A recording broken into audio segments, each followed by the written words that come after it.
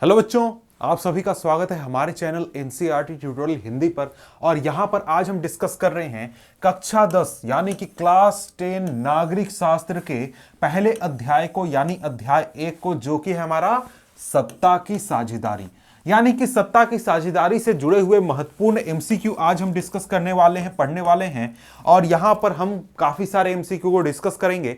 तो इस चीज के ऊपर हमने पहले से वीडियो बनाया है, यानी कि इस चैप्टर का एक्सप्लेनेशन भी पढ़ाया गया है। उसको आप चाहें तो हमारे चैनल पर जाकर देख सकते हैं, सर्च कर सकते हैं।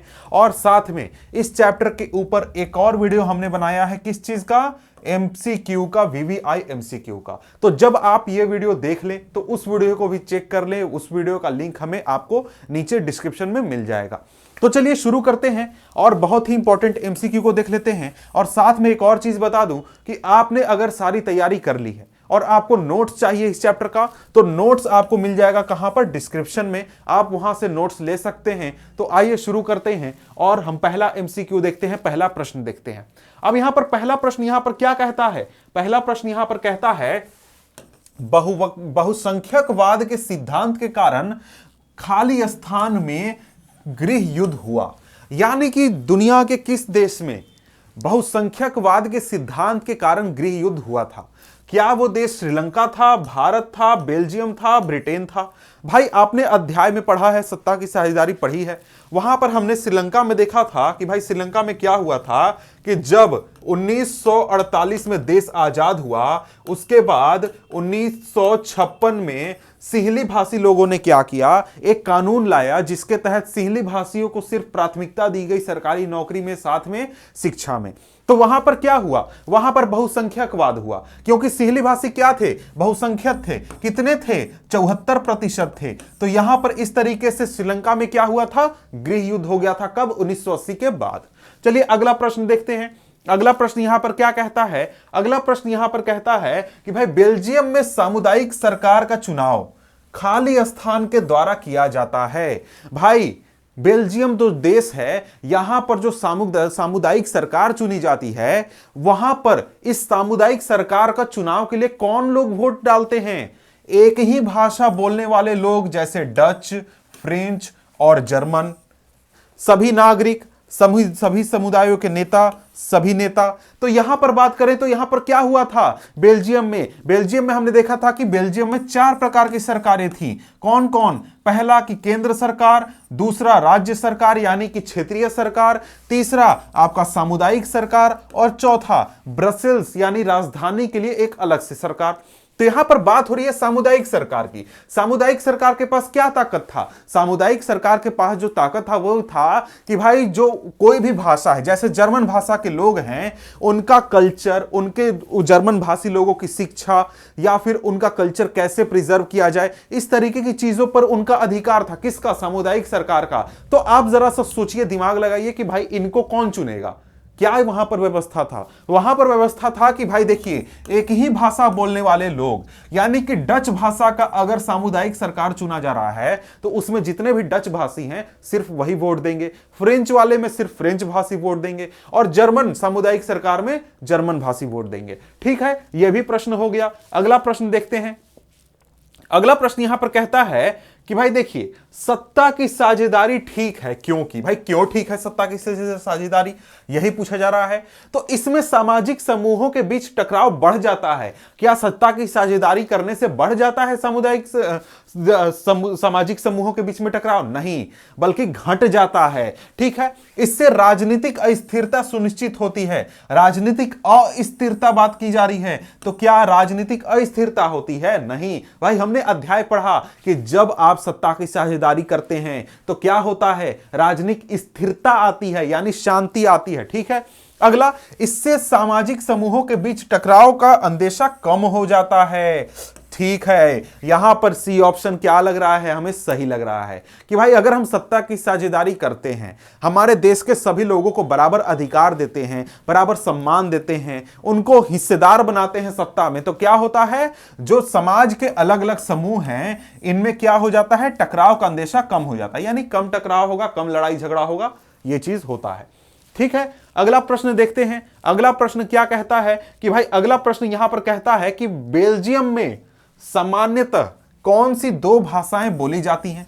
भाई बेल्जियम देश के बारे में हमने पढ़ा अध्याय में। यहां पर कौन सी दो भाषाएं बोली जाती हैं? क्या वो फ्रेंच और अंग्रेजी है, डच और अंग्रेजी है, फ्रेंच और डच है, डच और सिंहली है? भाई उत्तर बहुत ही आसान है, आप भी कर सकते हैं कि भाई सी ऑप्शन जो सही है यही है सही, फ्रेंच और डच। क्योंकि वहां पर हमने देखा था कि भाई देखिए फ्रांस की अगर हम बात मेरा मतलब है बेल्जियम की अगर हम बात करें तो बेल्जियम में दो भाषाएं मुख्यतः बोली जाती हैं, एक और तीसरी भाषा भी बोली जाती है। पहला कौन सा हो गया? फ्रेंच हो गया। फ्रेंच कितने थे? 59% पूरे देश में, ठीक है। साथ में डच कितने? 40% पूरे देश में। इसके बाद एक और भाषा, कौन भाषा थी? जर्मन भाषा, उसको बोलने वाले कितने? 1%, ठीक है। तो यहां पर ये पूरे देश का भाषा के आधार पर वर्गीकरण था कि किस भाषा को कितने लोग बोलते हैं। अब यहां पर देखिए आगे बढ़ते हैं तो आगे हमारे सामने क्या आ जाता है? आगे हमारे सामने आ जाता है कि भाई निम्नलिखित में से कौन सा सत्ता के क्षैतिज वितरण का उदाहरण है? सत्ता के कई तरीके के वितरण हमने देखे, क्षैतिज वितरण, ऊर्ध्वाधर वितरण, या फिर विभिन्न राजनीतिक समूहों में वितरण, सामाजिक समूहों में वितरण, काफी सारे वितरण हमने देखे। तो यहां पर क्षैतिज वितरण की बात की जा रही है। क्षैतिज वितरण का कौन सा उदाहरण है? विभिन्न राज्यों के बीच में सत्ता की साझेदारी, सत्ता के विभिन्न अंगों के बीच में सत्ता की साझेदारी, सत्ता के विभिन्न स्तरों के बीच में सत्ता की साझेदारी, विभिन्न राजनीतिक दलों के बीच में सत्ता की साझेदारी। सत्ता के क्षैतिज वितरण का क्या मतलब होता है? सत्ता के क्षैतिज वितरण का मतलब होता है कि सरकार के पावर को बराबर अधिकार वाले कई अंगों में बांट दिया जाए। तो यहां पर अगर हम अपने देश में देखें तो हमारे देश में सत्ता का क्षैतिज वितरण कैसे किया गया है? किया गया है कि सरकार के 3 अंग बनाए गए हैं। कौन कौन से? न्यायपालिका, विधायिका और साथ में कार्यपालिका। 3 अंग हैं जो कि क्या हैं? एक दूसरे के बराबर हैं, यानी कोई भी जो है तीनों में से किसी के पास एक दूसरे से ज्यादा ताकत नहीं है और दूसरे के काम में दखल भी नहीं दे सकता है। और क्या किया गया है? सत्ता की साझेदारी कर दी गई है। कैसी साझेदारी? सरकार के विभिन्न अंगों के बीच। विभिन्न अंगों में हमने क्या देखा? कार्यपालिका, विधायिका, न्यायपालिका, तीनों क्या हैं? एक दूसरे के समान हैं और एक दूसरे पर नजर रखते हैं, निगरानी रखते हैं कि कोई दूसरा तो गड़बड़ तो नहीं कर रहा है ना। तो यहां पर इस तरीके से क्या होता है? सत्ता का क्षैतिज वितरण होता है, ठीक है। ऊर्ध्वाधर वितरण में क्या होता है? ऊर्ध्वाधर वितरण की बात करें तो ऊर्ध्वाधर में आपका ऊपर नीचे, यानी कि केंद्र सरकार, राज्य सरकार, आपका स्थानीय सरकार ऊर्ध्वाधर वितरण का उदाहरण है। अगला प्रश्न यहां पर क्या कहता है? श्रीलंकाई तमिल किसके संदर्भ में प्रयुक्त होता है? यानी कि श्रीलंकाई तमिल कौन, यहां पर कौन से लोग हैं? तमिल मुस्लिम, यानी मुस्लिम लोग जो तमिल हैं। देश के तमिल नागरिक, यानी कि जो आपके श्रीलंका के जो तमिल नागरिक हैं उनकी बात हो रही है। तमिल जिनके पूर्वज उपनिवेश काल में भारत से आए थे, या फिर तमिल हिंदू। अब यहां पर बात करें श्रीलंकाई तमिल का मतलब क्या है? मतलब है कि देश के तमिल नागरिक, यानी श्रीलंका के जितने भी तमिल हैं सभी को क्या कहा जाएगा? श्रीलंकाई तमिल कहा जाएगा, ठीक है। अब यहां पर बात करें तो श्रीलंकाई तमिल में भी 2 तरीके के हम वर्गीकरण कर सकते हैं। पहला तो मूल तमिल, यानी कि जो श्रीलंका के मूल नागरिक हैं, और साथ में वैसे तमिल जो कि भारत से गए हुए हैं, भारतीय तमिल हम उनको कह सकते हैं। तो यहां पर क्या हो गया? यहां पर हो गया श्रीलंकाई तमिल। अब यहां पर तमिल हिंदू शब्द सही नहीं होगा, क्योंकि बहुत सारे तमिल लोग जो थे वो मुसलमान धर्म को फॉलो करते थे, बहुत क्रिश्चियन को भी फॉलो करते हैं, बहुत बौद्ध को भी फॉलो करते हैं। तो ये शब्द सही नहीं है, ये भी सही नहीं है, क्योंकि यहां पर इसके लिए क्या शब्द उपयोग होगा? भारतीय तमिल उपयोग होगा, ठीक है। यहां पर तमिल मुस्लिम भी सही नहीं है, तो यहां पर बी ऑप्शन हमारा सही हो गया। अगला प्रश्न देखते हैं। अगला प्रश्न यहां पर कहता है कि भाई देखिए उच्चतर और निम्नतर स्तर की सरकारों के बीच सत्ता के बंटवारे को क्या कहा जाता है? अब यहां पर उच्चतर और निम्नतर का कहने का क्या मतलब है कि भाई देखिए ऐसे हमने किया, ऊपर क्या हो गया? ऊपर केंद्र सरकार हो गया, केंद्र सरकार, यहां पर राज्य हो गया, और यहां पर क्या हो गया? स्थानीय हो गया, स्थानीय हो गया, ठीक है। अब यहां पर क्या हो गए?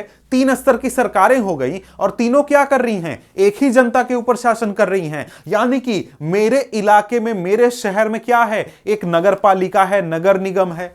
मेरे राज्य में क्या है, एक राज्य सरकार है, और मेरे देश में क्या है, एक केंद्र सरकार है। तीनों सरकारें मेरे ही ऊपर शासन करती हैं, लेकिन तीनों के अधिकार अलग अलग हैं और तीनों के काम अलग अलग हैं। जैसे नगर पालिका का काम क्या है, रोड बनाना, नाली साफ करना, शहर की साफ सफाई पर ध्यान देना। राज्य सरकार का क्या काम है, हमारे इलाके की स्वास्थ्य व्यवस्था, शिक्षा व्यवस्था, पुलिस व्यवस्था देखना।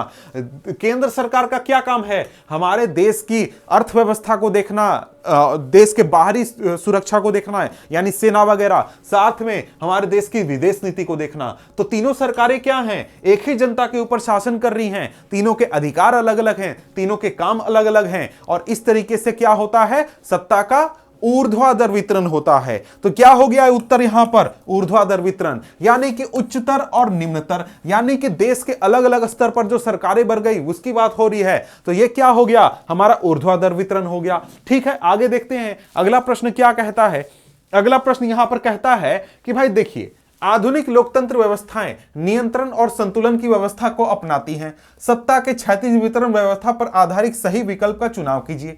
अब देखिए, आज के समय में जितने भी लोकतंत्र हैं दुनिया में, वहां पर क्या किया जाता है, नियंत्रण और संतुलन, कि भाई वही चीज बात की जा रही है कि भाई सत्ता की साझेदारी कर दी जाए, एक जगह पर सत्ता का केंद्रीकरण ना हो, बल्कि सत्ता के ताकत को कई जगहों पर बांट दिया जाए। एक व्यक्ति के पास ज्यादा ताकत नहीं होना चाहिए। उसी चीज की बात यहां पर की जा रही है। कौन सी व्यवस्था, नियंत्रण और संतुलन की व्यवस्था।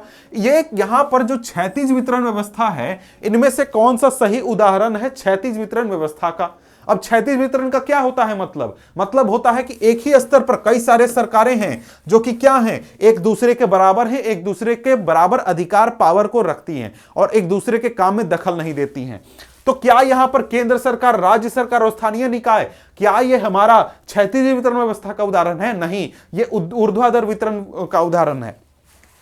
विधायिका, कार्यपालिका, न्यायपालिका, क्या यह क्षैतिज वितरण व्यवस्था का उदाहरण है? जी हां, बिल्कुल सही जवाब। विधायिका, कार्यपालिका और न्यायपालिका क्या है, हमारे देश में क्षैतिज वितरण व्यवस्था की गई है, जिसमें क्या किया गया है, सत्ता को पूरे देश के 3 अलग अलग अंगों में बांट दिया गया है। न्यायपालिका जो है वो आपका कार्यपालिका के काम में या फिर विधायिका का काम में दखल नहीं देगी, विधायिका जो है न्यायपालिका के काम में दखल नहीं दे सकता है, यानी तीनों जो है एक दूसरे के काम में दखल नहीं दे सकते हैं, अपना अपना काम करते हैं और देश की सेवा करते हैं। इससे क्या होता है, इससे होता है कि देश का जो पूरा सत्ता है, पूरा ताकत है, वो एक हाथ में नहीं जाता, बल्कि जो देश है वो आसानी से अपने काम को चलाता है और सभी एक दूसरे पर निगरानी रखते हैं। अगला प्रश्न क्या है, अगला प्रश्न है, श्रीलंका की आबादी में सबसे प्रमुख सामाजिक समूह किसका है? कौन सा सबसे प्रमुख सामाजिक समूह है? तो उत्तर बहुत ही आसान है, सिंहली भाषी। सिंहली भाषी कितने हैं? 74% हैं। कितने? 74%। कहां पे? श्रीलंका में। साथ में श्रीलंकाई तमिल कितने हैं? श्रीलंकाई तमिल हैं 13%। और इसके साथ ही यहां पर बात करें तो भारतीय तमिल कितने हैं? 5% हैं। कितने? 5%। अब यहां पर बात करें तो तमिलों की बात करें तो तमिल कितने हो गए? टोटल 18%। पूरे श्रीलंका में कितने तमिल हो गए? 18%। ठीक है, अब यहां पर देखिए, अब ये श्रीलंकाई तमिल शब्द यूज किया गया है, इस्तेमाल किया गया है, तो ये हो सकता है कि पूरे इस 18% की बात कर रहा हो। समझ गए ना? मूल तमिल कहेगा तब 13% क्लियरली होता है, यह बात ध्यान रखिएगा। इसका मतलब यहां पर 18% हो जाएगा। ठीक है, आगे बढ़ते हैं, आगे यहां पर बात करते हैं। आगे हमारे सामने प्रश्न क्या है? प्रश्न कहता है, श्रीलंका में लोकतांत्रिक रूप से निर्वाचित सरकार ने सिंहली समुदाय के प्रभुत्व कायम करने के लिए कौन से कदम उठाए थे? यानी कि जो वहां पर लोकतांत्रिक रूप से सरकार चुनी गई देश के आजाद होने के बाद, उसने सिंहली भाषा के बहुसंख्यकवाद को लागू करने के लिए कौन से कदम उठाए? क्या किया? सामुदायिक सरकार चुनी थी? नहीं भैया, सामुदायिक सरकार आपका गलत बात है, ऐसा तो कुछ नहीं हुआ था वहां। इसके बाद है, संघीय सरकार चुनी थी? नहीं, संघीय सरकार से भी तो कोई काम नहीं बना। संघीय सरकार से क्या मतलब है? यहां वहां संघीय सरकार थोड़ी चुनी गई थी।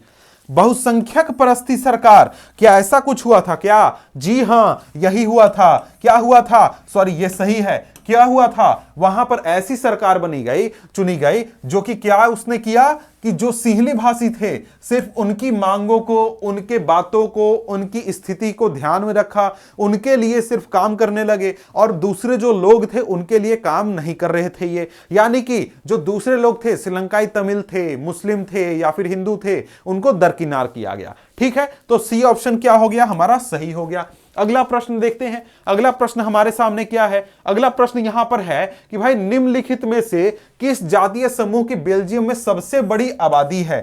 किस जातीय समूह की सबसे बड़ी आबादी है भैया? अब यहां पर बात करें तो फ्लेमिश, वेलोनिया, जर्मन। अब भैया देखिए यहां पर फ्लेमिश रीजन, वेलोनिया रीजन, यहां पर कौन रहता है ये जरा आप बात करके बताइए। यहां पर बात करें फ्लेमिश, फ्लेमिश में कौन सा भाषीय लोग रहते हैं? वेलोनिया में किस भाषा के लोग रहते हैं? जर्मन भाषा तो भाई पता है कि जर्मन भाषी रहते हैं। तो इन दोनों का जरा आप उत्तर करके बताइए, तो कि आप अभी तक टिके हुए हैं यहां पर और आपको पता है, आप पढ़ रहे हैं। आप उत्तर करके बताइए कि भाई वेलोनिया रीजन में कौन रहता है, फ्लेमिश रीजन में कौन रहता है, और यहां पर हमारा इसमें किस भाषा के लोग रहते हैं, जरा कमेंट करके बताइए। वैसे इस प्रश्न का उत्तर दे दें तो यहां पर जो फ्लेमिश है ये आपका सही होगा। ठीक है, यहां पर आगे बढ़ें तो आगे यहां पर हम अगला प्रश्न देखते हैं। अगला प्रश्न हमारे सामने क्या आ जाता है कि भाई देखिए निम्नलिखित में से सत्ता की साझेदारी की किस व्यवस्था को नियंत्रण और संतुलन की व्यवस्था कहा जाता है? किस व्यवस्था को नियंत्रण और संतुलन, अभी तुरंत हमने इससे जुड़ा हुआ एक प्रश्न देखा था।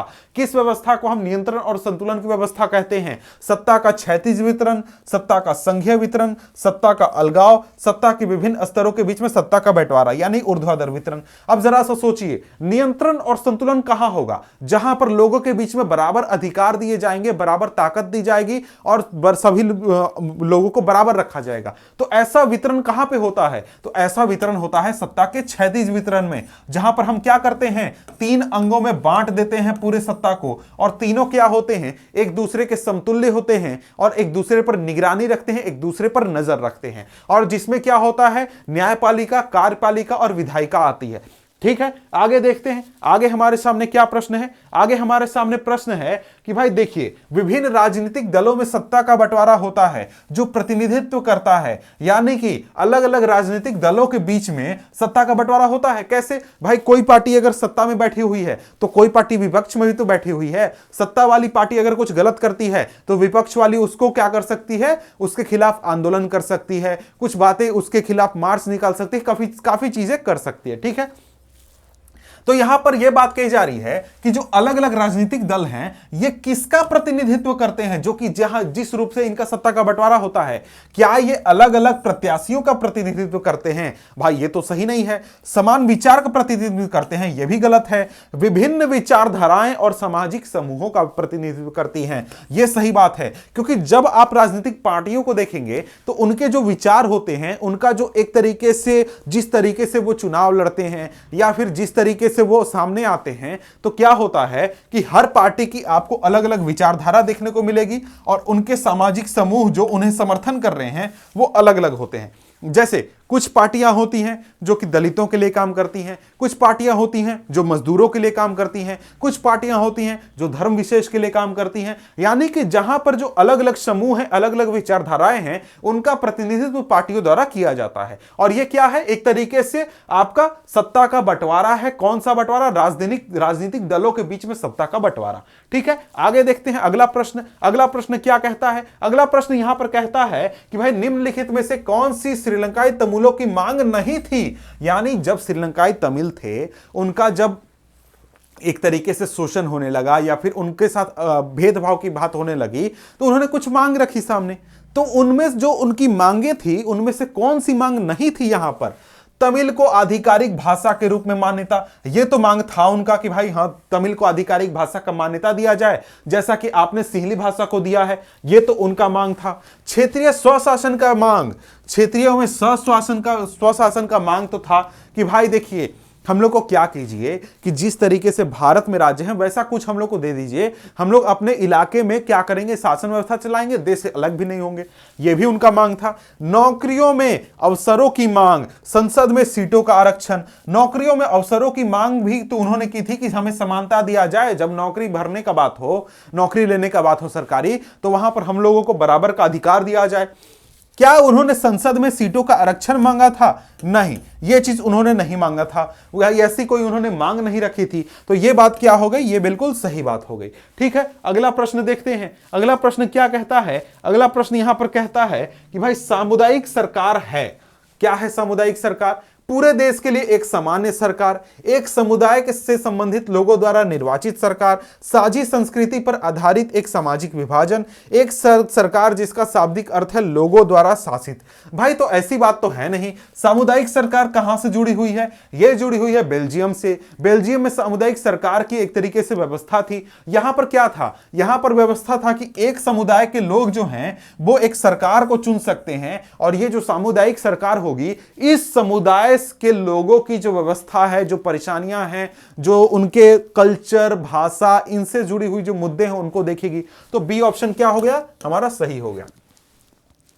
अगला प्रश्न देखते हैं। अगला प्रश्न यहां पर कहता है कि भाई भारत में क्षेत्रीय सरकारों के लिए दूसरा नाम क्या है? यानी भारत में क्षेत्रीय सरकार होते हैं, इनको किस नाम से हम जानते हैं? प्रांतीय सरकार कहते हैं क्या? नहीं, प्रांतीय सरकार आम भाषा में बात करें तो क्या प्रांतीय सरकार शब्द यूज होता है? नहीं होता है। क्या राज्य सरकार यूज होता है? जी हां, राज्य सरकार। आपने सुना होगा कि जो हमारा उत्तर प्रदेश क्या है? एक राज्य है। मध्य प्रदेश क्या है? एक राज्य है। बिहार क्या है? राज्य है। झारखंड क्या है? राज्य है। दिल्ली क्या है? राज्य है। तो राज्य सरकार, राज्य हमारे देश में शब्द उपयोग होता है भारत में क्षेत्रीय सरकारों के लिए। यानी कि जहां पर हम संघवाद में क्षेत्रीय शब्द पढ़ते हैं, भारत में आप उसको राज्य से तुलना कर सकते हैं। अगला प्रश्न यहां पर कहते हैं, देखते हैं तो अगला प्रश्न यहां पर क्या कहता है? अगला प्रश्न कहता है कि बेल्जियम की सीमाएं किन देशों से लगती है? किस किस देश से लगती है? जरा सा देखिए यहां पर। तो हम क्या करते हैं, हम बेल्जियम का नक्शा देख लेते हैं, और यहां पर बेल्जियम का नक्शा है आपके सामने। तो यहां पर हरे कलर में आप बेल्जियम को देख रहे हैं। बेल्जियम के बगल में इधर एक देश आ गया फ्रांस, दूसरा देश क्या आ गया? छोटा सा यहां पर यह है लग्जमबर्ग। यहां पर क्या है? अगला नीदरलैंड है, और साथ में क्या है? जर्मनी है। 4 देश हैं जिसके साथ बेल्जियम की सीमा लगती है, फ्रांस, लग्जमबर्ग, जर्मनी और नीदरलैंड। आइए जरा ऑप्शन देख लेते हैं कि कौन सा ऑप्शन हमारा सही होगा। कहां पर यह ऑप्शन दिया गया है? France, Netherlands, Germany, Luxembourg. Option number A हमारा क्या है? सही है। ठीक है, अगला प्रश्न देखते हैं।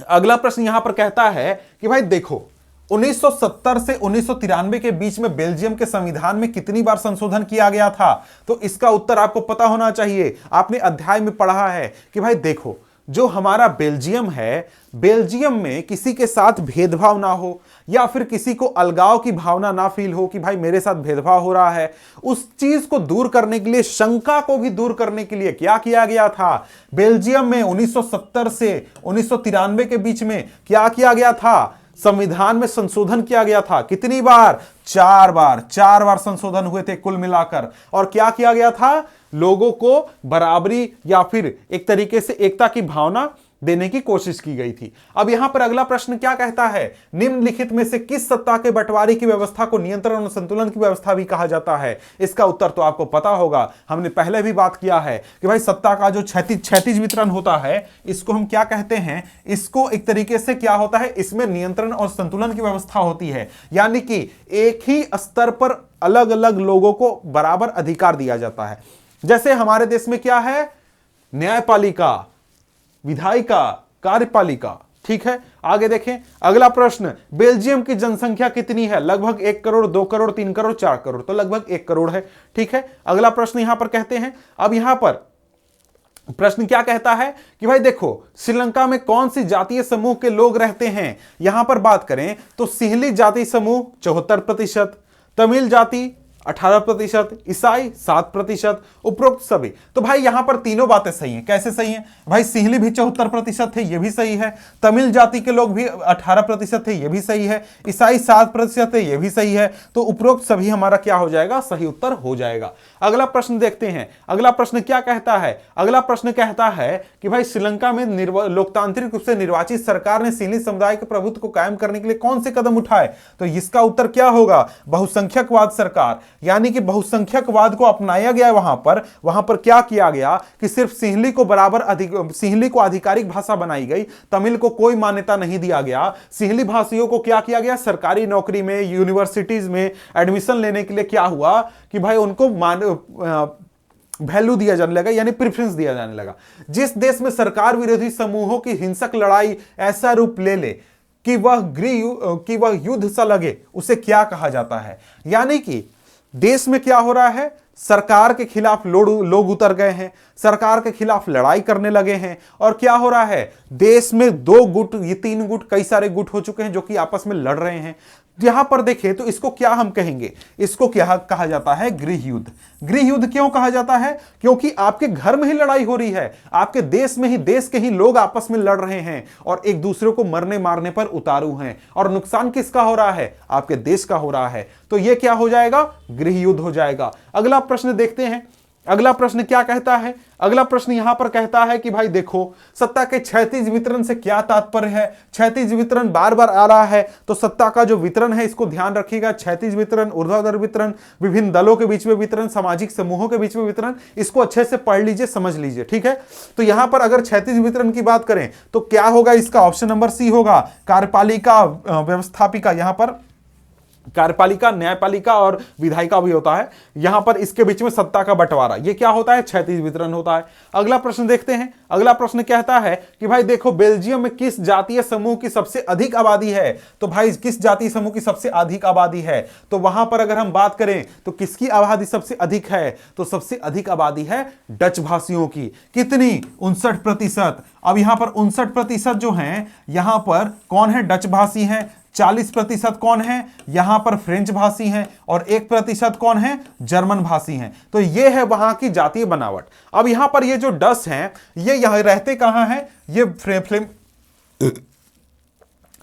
फ्लेमिश रीजन में रहते हैं। यहां पर फ्रेंच कहां रहते हैं, वेलोनिया रीजन में रहते हैं, और ये जो है जर्मन रीजन में रहते हैं। तो यहां पर इसको आप अपने बुक में मैप में देख सकते हैं। तो यहां पर हमारे देश में सबसे, बेल्जियम में सबसे जातीय समूह की सबसे आबादी कौन हो गई, फ्लेमिश रीजन। अब यहां पर फ्लेमिश लिखा है, इसको गलत मत समझिएगा, फ्लेमिश एक तरीके से यही हो गया, थोड़ा सा ये मिस्टेक हो गया, जिससे मैंने टाइप करवाया उसने इस चीज को ध्यान नहीं दिया, ठीक है। अब यहां पर आगे बढ़े तो आगे हमारे सामने प्रश्न आ गया, क्या सामुदायिक सरकार से क्या तात्पर्य है। सामुदायिक सरकार से क्या तात्पर्य है, जब सत्ता का बंटवारा विभिन्न सामाजिक समूहों में हो, बहुल कार्यपालिका वाली सरकार हो, मंत्रियों की सामूहिक जिम्मेदारी वाली सरकार हो, जब पूरा समाज मिलकर शासन का संचालन करता हो। तो यहां पर अगर हम ऑप्शन देखें तो यहां पर क्या हो रहा है, बी ऑप्शन सही है। यानी कि क्या हो रहा है कि सत्ता का बंटवारा विभिन्न सामाजिक समूहों के बीच हो रहा है। यानी कि जैसे हमने देखा था बेल्जियम में क्या हो रहा था, बेल्जियम में फ्रेंच भाषियों के लिए अलग सामुदायिक सरकार, डच भाषियों के लिए अलग सामुदायिक सरकार, या फिर जर्मन भाषियों के लिए अलग सामुदायिक सरकार। तो क्या हो रहा है, विभिन्न समुदायों के बीच में, विभिन्न सामाजिक हिस्सों के बीच में सत्ता का विभाजन हो रहा है, सत्ता का बंटवारा हो रहा है, ठीक है। तो यहां पर आगे बात करें तो यहां पर आगे क्या आता है हमारे सामने, श्रीलंका की आबादी में सबसे बड़ा हिस्सा किस प्रमुख सामाजिक समूह का है, तो भाई सिंहली का 74%। ये तो हमने पहले भी बात की है।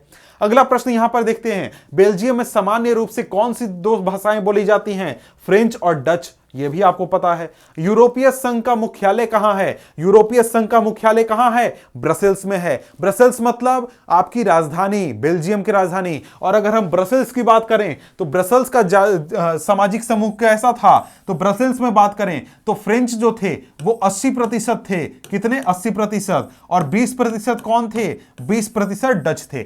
यानी कि पूरे देश के मामले में डच जो थे बहुसंख्यक थे, लेकिन ब्रसेल्स में कौन बहुसंख्यक था, फ्रेंच बहुसंख्यक थे। कितने, 80%। अब यहां पर आगे बढ़ते हैं, अगला हमारे सामने प्रश्न आता है। अगला प्रश्न कहता है कि निम्नलिखित में से कौन सा उदाहरण सत्ता के क्षैतिज वितरण का है। तो ये तो हमने देख लिया था, ऐसे प्रश्न हमने काफी सारे देख लिए हैं। विभिन्न राज्यों के बीच में बंटवारा नहीं, सरकार के विभिन्न अंगों के बीच में सत्ता का बंटवारा, विभिन्न स्तरों के बीच में, विभिन्न राजनीतिक दलों में, सरकार के विभिन्न अंगों के बीच में सत्ता का बंटवारा क्या होता है, क्षैतिज वितरण होता है सत्ता का, ठीक है। अगला प्रश्न देखें, अगला प्रश्न यहां पर कहता है, सरकार के उच्च और निम्न स्तर के बीच में सत्ता के बंटवारे को क्या कहते हैं, ऊर्ध्वाधर वितरण कहते हैं। यानी कि केंद्र सरकार, राज्य सरकार और आपका क्षेत्रीय सरकार, क्या हो गया, सत्ता का ऊर्ध्वाधर वितरण हो गया। अगला प्रश्न क्या है हमारे सामने, श्रीलंका कब एक स्वतंत्र राष्ट्र बना था, कब बना था, 46, 47, 48, 49, 1948, हमसे एक साल बाद, ठीक है।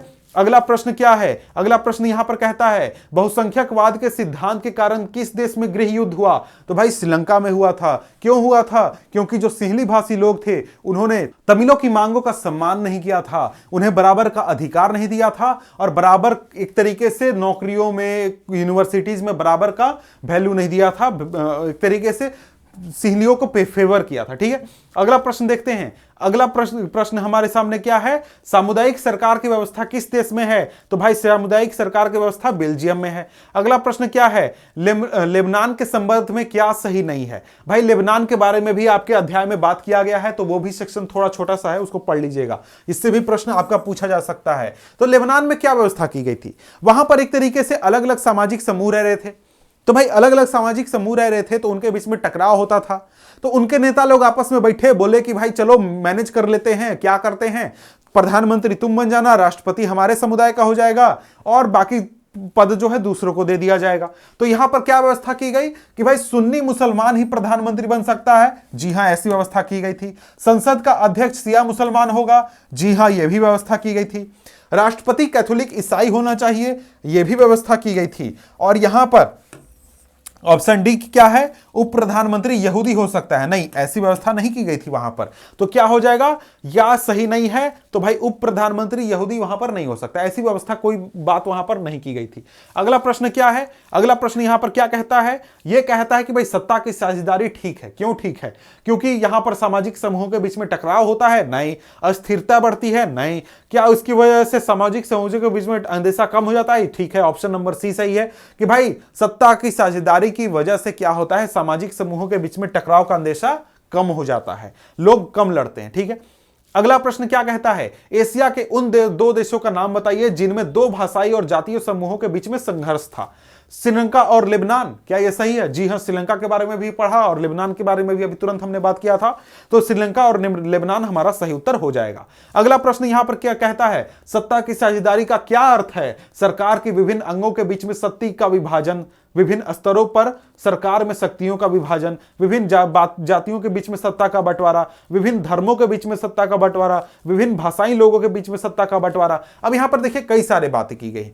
तो यहां पर क्या किया गया है, सत्ता की साझेदारी का सही अर्थ आपसे पूछा गया है। तो यहां पर होने के लिए सभी हो सकते हैं, लेकिन असलियत में अगर आप बात करें लोकतंत्र की, तो लोकतंत्र में क्या होता है कि भाई विभिन्न अंगों के बीच में शक्ति का बंटवारा हो जाता है, या फिर विभिन्न स्तरों के बीच में हो जाता है। तो यह हमारा सबसे सही उत्तर है। वैसे उत्तर की बात करें तो चारों उत्तर यहां पर सही ही है, क्योंकि अगर आप देखें विभिन्न भाषा वाले लोगों के बीच में आप सत्ता का बंटवारा कर रहे हैं, तो वह भी एक तरीके से सत्ता का साझेदारी है। विभिन्न धर्मों के बीच में भी सत्ता का साझेदारी, विभिन्न जातियों के बीच में भी। तो सबसे सही उत्तर यह है, लेकिन अगर देखें तो सारे चारों ऑप्शन सही हैं। पता नहीं मैंने ऐसे कैसे लिखवा दिया। ठीक है, तो यहां पर यह प्रश्न या फिर यह अध्याय हमारा खत्म होता है। और अगर आप अभी तक टिके हुए हैं तो हमारे वीडियो को लाइक कर दिए, शेयर कीजिए और कमेंट भी कर दिए, ताकि हमें पता चले कि आप अभी तक टिके हुए हैं, पढ़ रहे हैं और आपका मन लग रहा है पढ़ाई में। तो मिलते हैं आपसे हम अगले वीडियो में अगले अध्याय के साथ, या फिर किसी और दूसरे सब्जेक्ट के साथ। तब तक के लिए गुड बाय।